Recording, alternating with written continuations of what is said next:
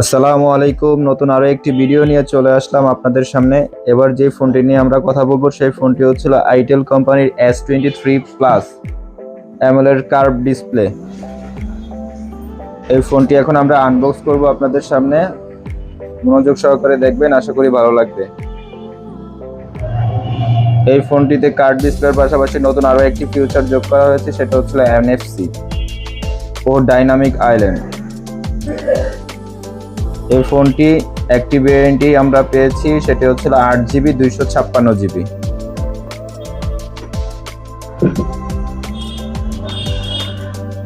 এই ফোনটিতে সামনে ব্যবহার করা হয়েছে 32 মেগাপিক্সেল ক্যামেরা ও পিছনে ব্যবহার করা হয়েছে 50 মেগাপিক্সেল ক্যামেরা।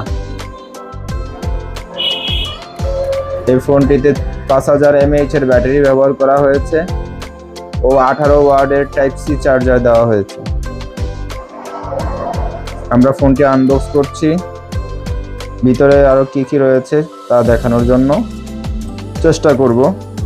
আমাদের সাথে থাকুন।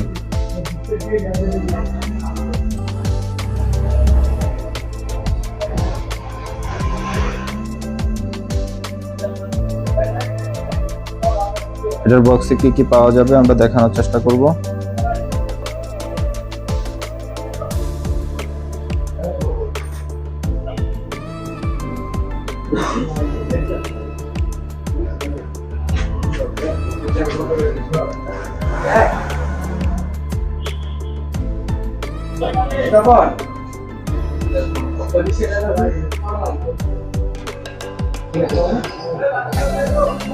প্রথমে যেটা আমরা নিলাম সেটা হচ্ছে একটি type C cable, type C to USB কেবল।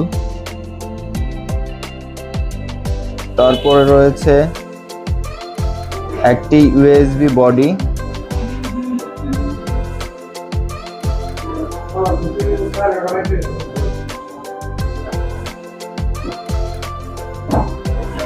আঠারো ওয়াটের টাইপ সি বডি। ওর সাথে সিম খোলার ইনজেক্টর। এটাই কি মোবাইল? অনেক হালকা লাগতেছিল। আচ্ছা, আমরা দেখছি এটার মধ্যে কি পাওয়া যায়।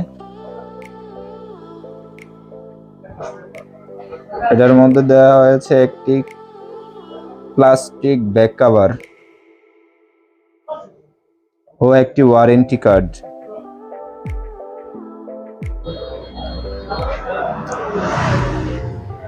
তারপরে এটা হচ্ছে সেই আমাদের কাঙ্ক্ষিত মোবাইল।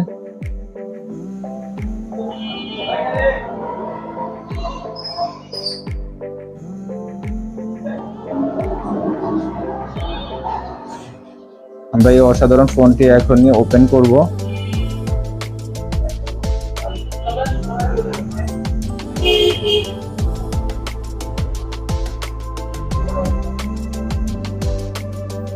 ব্যাক সাইড থেকে কিছুটা অ্যাপেল লুক দেখানো যায়।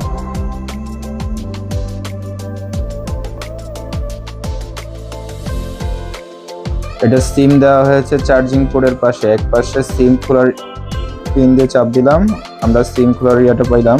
দুটো সিম ব্যবহার করা যাবে, দুটো ন্যানো সিম। এটাতে মেমোরি কার্ড লাগানোর কোনো অপশন দেওয়া হয়নি। টাইপ সি পোর্ট ও পাশে হচ্ছে হলো স্পিকার।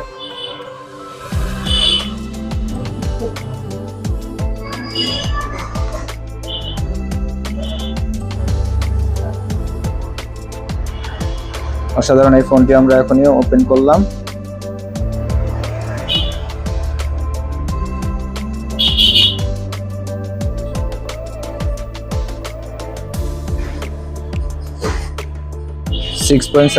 ইঞ্চি ডিসপ্লে, 1080 ও 2400 পিক্সেলের ডিসপ্লে।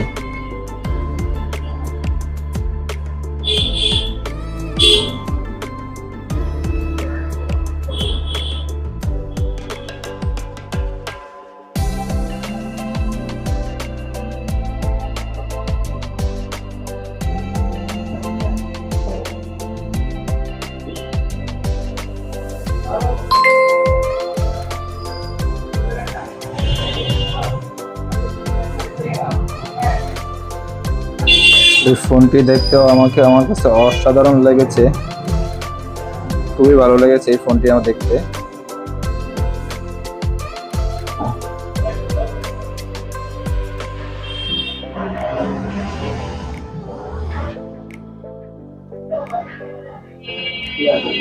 সাথে যা যা পাইছি সবকিছু একসাথে দেখানোর চেষ্টা করলাম।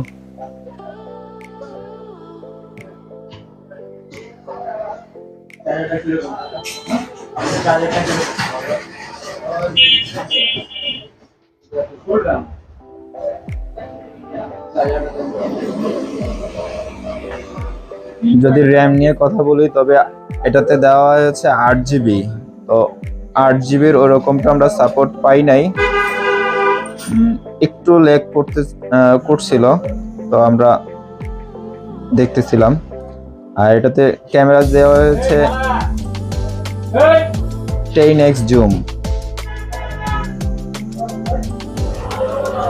32 মেগাপিক্সেল ক্যামেরা দিয়েও মোটামুটি ভালো ছবি আসতেছিল। ব্যাক ক্যামেরা 10x জুম টানতেছিল। 50 মেগাপিক্সেল ঠিক ছিল আইটেল হিসেবে।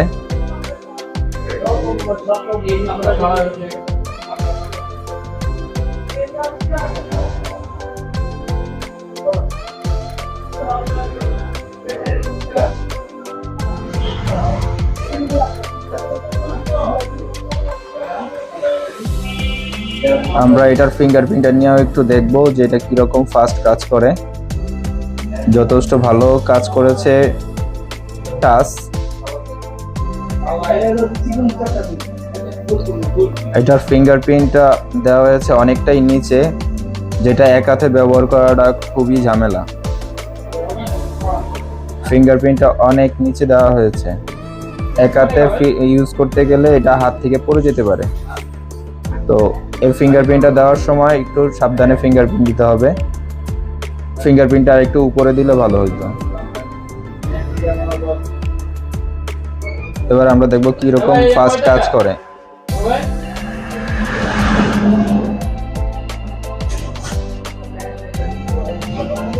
আমাদের কাছে খুব খারাপ একটা ফিল আসছে এটা ব্যবহার করতে, যে এটা ফিঙ্গারপ্রিন্ট যথেষ্ট পরিমাণ ভালো কাজ করতেছিল না।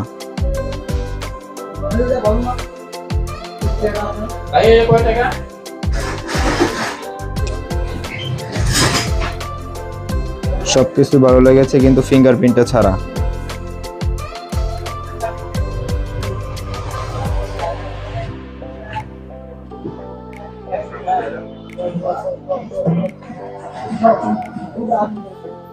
আমরা চেক করতেছিলাম যে আমরা ভুল করতেছি কিনা, ফিঙ্গারপ্রিন্টটা ঠিক মতো হয়তো দেওয়া হয় নাই, কিন্তু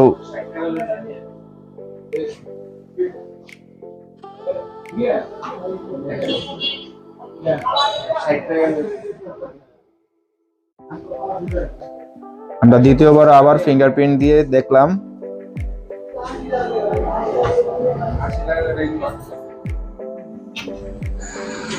আমাদের কাছে যথেষ্ট পরিমাণ ভালো মনে হয় নাই এই ফোনের ফিঙ্গারপ্রিন্টটা।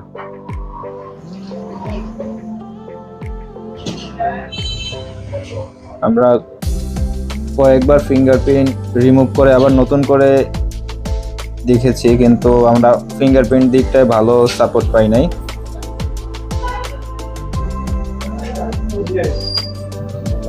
এই ফোনের সৌন্দর্য, টাচ, কার্ভ ডিসপ্লে, ক্যামেরা সবকিছুই ঠিকই ছিল, শুধু ফিঙ্গারপ্রিন্ট ছাড়া।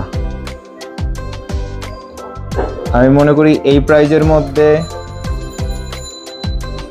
এর চাইতে ভালো কিছু কোনো কোম্পানি দিতে পারবে কিনা আমি জানি না। সবকিছুই ভালো লেগেছে শুধু ফিঙ্গারপ্রিন্ট ছাড়া। আপনারা এই ফোনটি নিতে পারেন। এই ধরনের নতুন নতুন ভিডিও পেতে আমাদের চ্যানেলটি সাবস্ক্রাইব করবেন ও লাইক করে পাশে থাকবেন। আশা করি আরো নতুন কোনো ভিডিও নিয়ে আপনাদের সামনে চলে আসবো। আসসালামু আলাইকুম।